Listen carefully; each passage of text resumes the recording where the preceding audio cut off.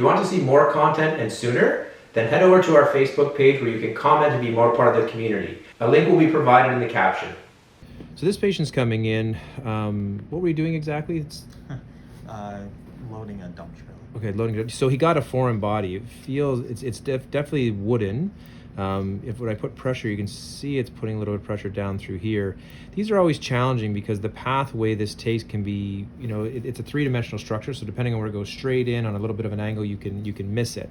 And the critical part to this is getting in as soon as possible, so you can try and follow this track where it went in as best you can. Find the foreign body, take it out. I would tell you, wood's always one of the hardest. Metal's easier because these are obviously metal instruments and you can feel it. You can feel it clanging against it, especially when I open this up a bit with a scalpel. Wood is much, much harder to sort of track down, but if we can follow the track, then we'll sort of see how we do with things. So because I'm gonna have to extend this, we're gonna freeze this obviously first.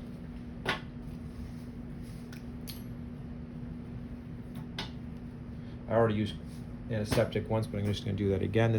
I'd use chlorhexidine. You can use combinations of alcohol and those type of things would be fine.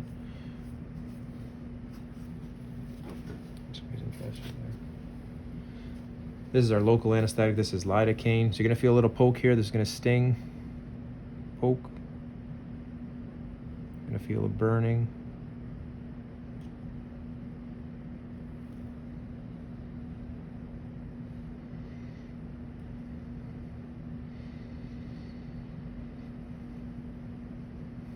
And I don't know if viewers have ever used local. This is not fun for anybody. This always stings.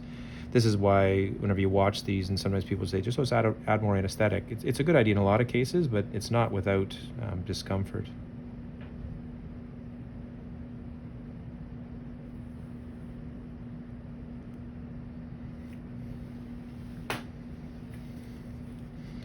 Does that hurt at all when I do that?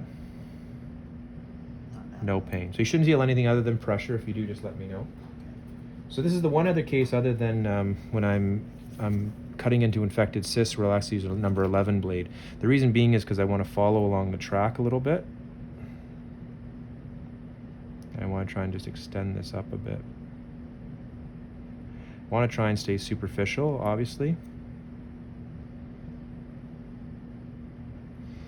So nerve endings and those type of things typically will run a little bit deeper.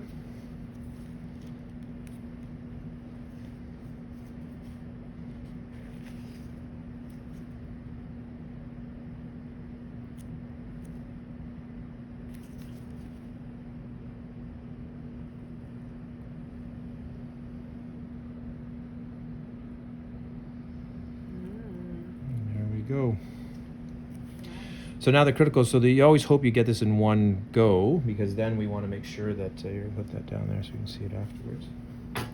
We definitely want to be irrigating this, and this is why we create a bit of an opening as well. I make a bit of a mess here, so I'm just syringe this. You okay? So there's a balance here. I want to syringe it. I want to allow a little back pressure, so I kind of want to make a mess, because I want this to sort of squirt out at me. See there, I'm good at it.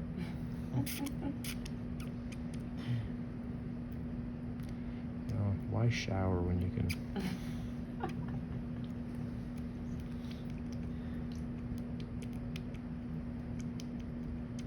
So as long as we've taken the foreign body out, we should be fine, avoiding infection. But you have to consider infection, because in these cases, I'm only going to be putting one stitch in, because I actually don't want to seal this completely. I want to have a balance where this doesn't bleed on him excessively. But if we seal, like normally an incision like that, if he'd cut himself, we'd probably put 2 or 3 stitches in. But if I seal in infection as well, I don't want that to happen. So I'm going to be putting one stitch in, just so that we can actually put a dressing on this and avoid the actual bleeding portion.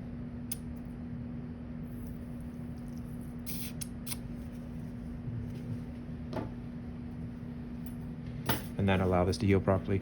This is an area that if you've not done stitching, working in the web space is frustrating, because you just can't put in stitches simply. This one's not too bad, because it's a little bit on the dorsal aspect.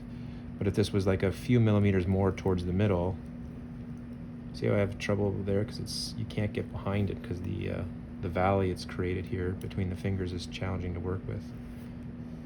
So when people have lacerations all the way around, those are hard ones to do, not from the standpoint of tying stitches. You know, the theoretical part is simple. It's literally the physical part of just getting into that space that's a little bit challenging. So this is why I see here I can't pull straight across. I have to pull on a bit of an angle and then bring it straight across.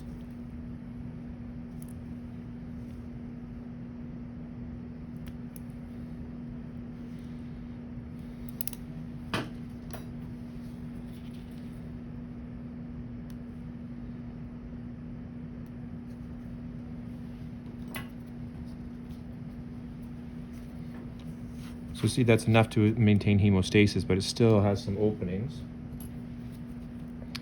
here and here that if it did need to clear itself out, that you can get that from that perspective. And then otherwise this should heal nicely. So now you can sort of see how far that extended back, and then that's all taken care of. So he's good.